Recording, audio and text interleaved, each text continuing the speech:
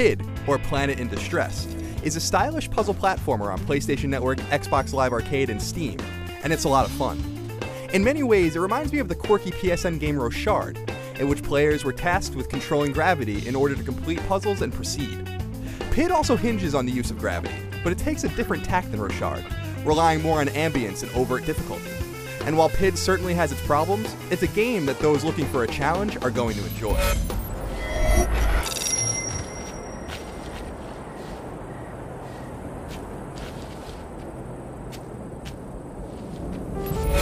In PID, players control a young boy named Kurt. Launched onto another planet and desperate to find his way home, Kurt is tasked with traversing a wide array of environments as he solves puzzles, platforms, and occasionally battles strange foes.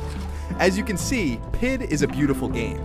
It's not going to shock and awe you with its graphical fidelity per se, but the game has a sort of pristine appearance that successfully melds the old school with the new school. Backgrounds and foregrounds burst, the color palette is vibrant, and character models are strange, yet fitting.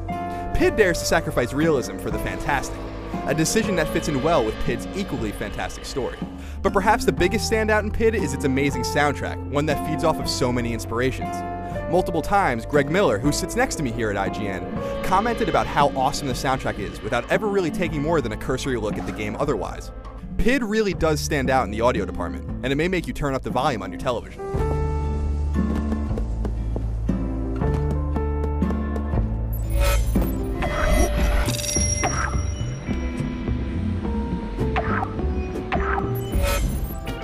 Everything in PID revolves around manipulating gravity. In the beginning of the game, Kurt acquires a mystical orb that, when launched, creates a sort of gravity well that he can float in. Kurt can launch 2 wells at a time, and the game hinges on figuring out how to use them in constant unison.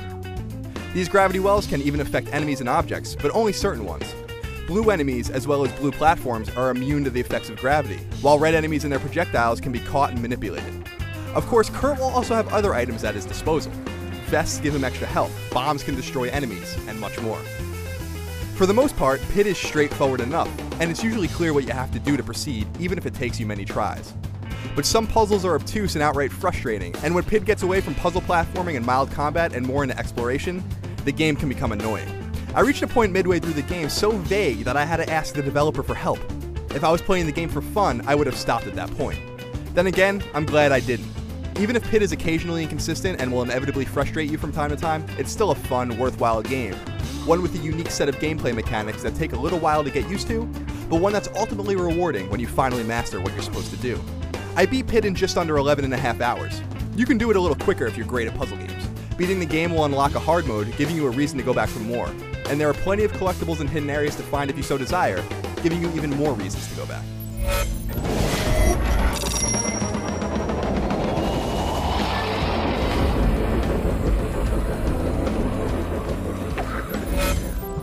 When I played PID a couple of times before it came out, I was in love with it.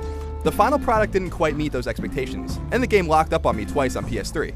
But PID is still a decidedly good game. It has a flair for presentation and characters, from the planet's strange inhabitants to the bosses you'll occasionally fight, the latter being one of the coolest parts of the game. And its gameplay is unique and fluid, even if it will frustrate you from time to time. For more on PID and all things downloadable games, keep it tuned to IGN.com.